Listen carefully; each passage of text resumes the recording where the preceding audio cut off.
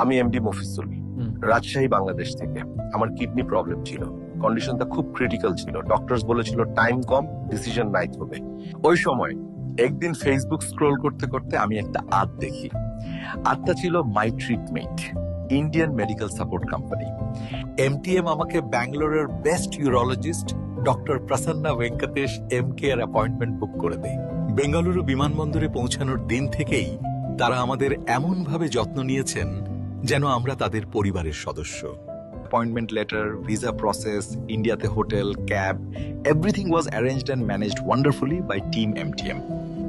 আমি ওদের সার্ভিসকে সত্যি কুর্নিশ জানাই।